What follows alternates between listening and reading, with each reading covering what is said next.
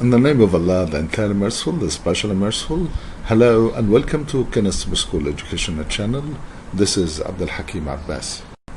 Today I'm going to talk about active learning, and by the end of this session we'll be able to understand what's active learning, when does it work, why, and some other basic concepts. Then we're going to display some sayings which consider the basic hypothesis of active learning. The first one is said by Voltaire, which is, the secret to being a boor is to tell everything. And here another saying, teaching more by lecturing less. Another saying which is, if a child is not learning the way you are teaching, then you must teach in the way that child learns, Rita Dunn. And this is how we should consider the learners and their different learning styles and keep them in our minds. Another saying said by Albert Einstein, which is, education is not the learning of facts, but the training of the mind to think. And Boltrack, the mind is not a vessel that needs filling, but what that needs igniting. And here is the importance of thinking rather than just memorization. Another very important saying, which is, to be honest, for the teacher to step out of the spotlight has become the most difficult quest. And here is a time for the teacher to step back and set his students at the front, do and act, maximizing the rules and minimizing that of the teacher. Then we come to the tenets of active learning, which is, tell me and I forget, teach me and I remember, involve me and I learn. And here is the necessity of engagement, together with nothing will work unless you do. Engagement and doing, the two basic concepts of active learning. Then we come to this picture, which I think is the best symbol to an active learner versus passive learner. As in the case of active learner, the bucket, which is a representation of the mind, is full to the brim with water, as it always in case of obtaining, filling, and gaining information. Then we come to a very important question, which is, what is active learning? It is when a student starts to do, practice, teach, and discuss. There's a student-centered learning. And also, when we put a learner in the driver's seat, when it comes to the accountability of learning, he's accountable for, responsible for his own learning. There is self-study, self-ruling, and autonomy. Another question, which is when. And we say here, it follows an instruction of the new material. Once the new material taught, active learning can be used to enhance learning, to incorporate multiple learning styles, and to improve comprehension of the course content. And I say we start with, go on with, and end up with active learning.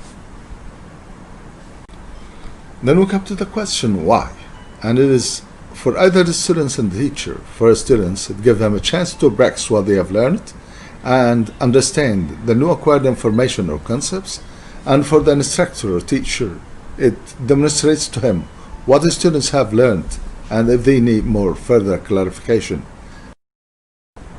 And we come to active learning, which is, in simple words, anything students do in the classroom other than passively listening to the teacher.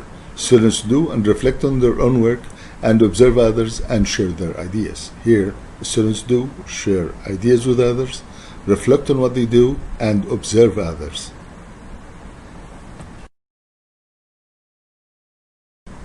Again, the ratio of attaining information in the pyramid of learning, which is 10% of what the students read, 20% of what they hear, 50% of what they see and hear, 70% of what they see and write, 80% of what they do, 90% of what they teach.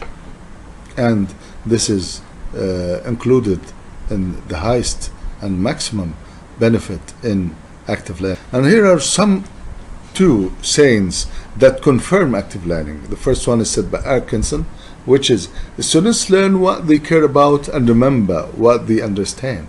And number two was said by Sophocles, one must learn by doing the thing, for though you think you know it, you have no certainty until you try it. Also, many teachers today want to move from passive learning to active learning for better ways of engaging students in the learning process. Here are some activities and approaches of active learning. Some activities students engaged in are like reading, writing, discussion, or problem solving that promote analysis, synthesis, and evaluation, while the approaches are cooperative learning, problem-based learning, and the use of case methods and simulations. These are all used to promote active learning. Again, we have this diagram, which is the best sketch that gives a model of active learning, in which we have an experience and a dialogue, an experience of doing and observing, and a dialogue with self and others. The previously given model suggests that all learning activities involve some kind of experience or some kind of dialogue. The two main kinds of dialogue are dialogue with self and dialogue with others. Observing, while the dialogue with self occurs when the learner thinks reflectively about the topic, that's to say, they ask themselves what they think or they should think, what they feel about the topic.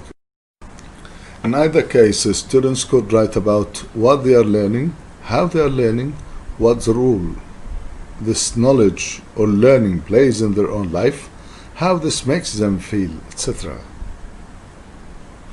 Here are some key principles of active learning. The first one is the task has purpose and relevance to the students. Number two, the students are able to reflect on the meaning of what they have learned. Number three, the students can negotiate goals and methods of learning with the teacher. And number four, the students can critically evaluate different ways and means of learning the content. Number five, the complexity of the learning tasks is comparable to professional contexts and real life. Number six, the tasks are situation driven. That's the need of the situation is taken into consideration in order to establish the learning. Talking about the students' status, the students is self-directed, completely autonomous, and at a level of immediate self-direction. For the teacher sets standards and scaffold to reach learning goals. The teacher sets a challenge and leaves the learner largely free to meet it. The teacher empowers learners to choose from different options. The teacher designs activities relevant to the learner's life and interests.